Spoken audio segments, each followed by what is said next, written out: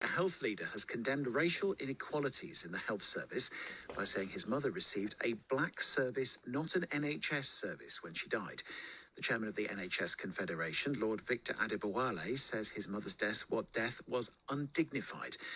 Well, we can get the thoughts of Maurice Mcleod, who's chief executive of OLMEC, which is an anti-racist community and leadership development organisation. Thank you very much for being with us here on LBC News this morning.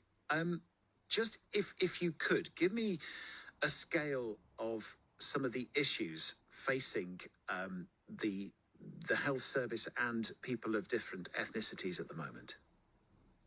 Good morning, David. And first off, I wanted to add condolences, I suppose, to Lord Adewale for the loss of his mother earlier this year. I've known and worked with Victor slightly over my career, and just wanted to add that in.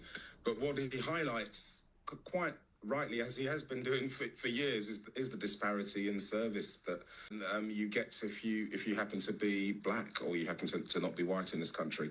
So, I mean, this stuff is very well documented, and the health service itself has been looking into why these things happen.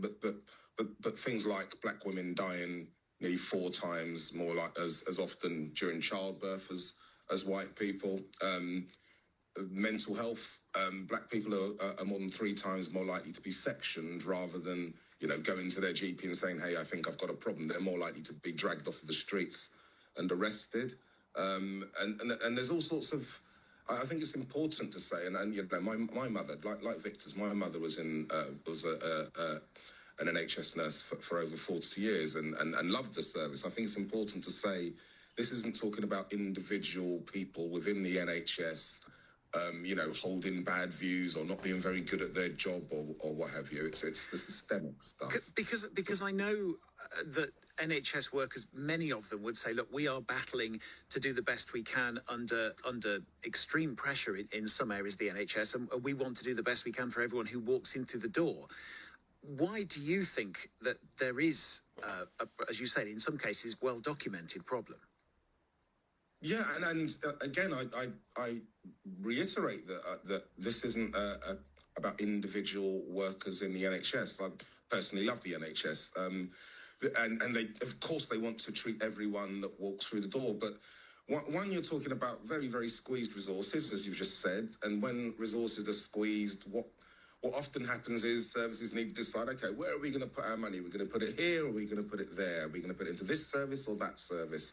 And when things are being squeezed like that, or when GPs maybe are being asked to be subjective and decide how much time you want to give to this person in front of you, because we've got to get people through the door, what happens almost by necessity is that black people, poor people, anyone that is already marginalised gets further marginalised by a squeezed service.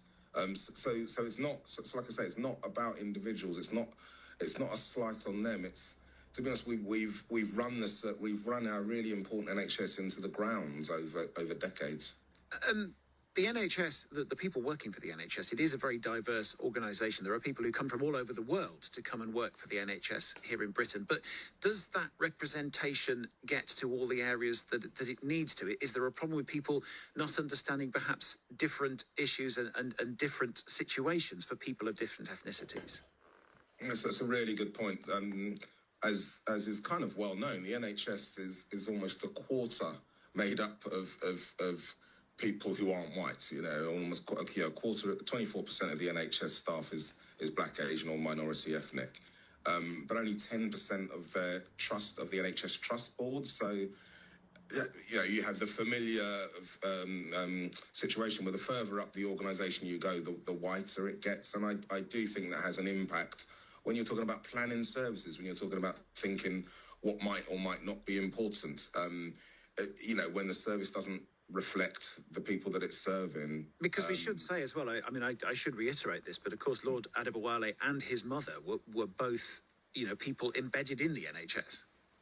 Oh, well, very much so. I mean, Lord Adebowale's worked in fighting this exact issue for many, many years. And as he said in his article, his mother was working in the NHS for decades. So, these aren't people, just like myself, these aren't people that hate the NHS and are there to disparage it or whatever. We're people that love this service and really, really want it to do better and really want it to treat everyone equally and fairly. Can I ask you just quickly, because I know it's not something that's easy to sum up in a line, but is there one thing that you would like to see happen, one way in which we could start to progress on this?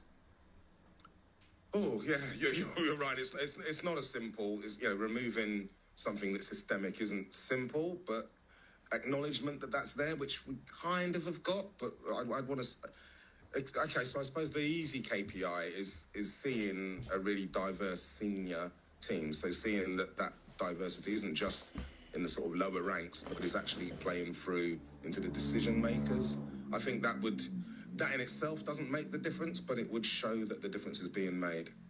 Maurice Mcleod, anti-racism campaigner and chief executive of OMEC, thank you very much for joining us here this morning on LBC News.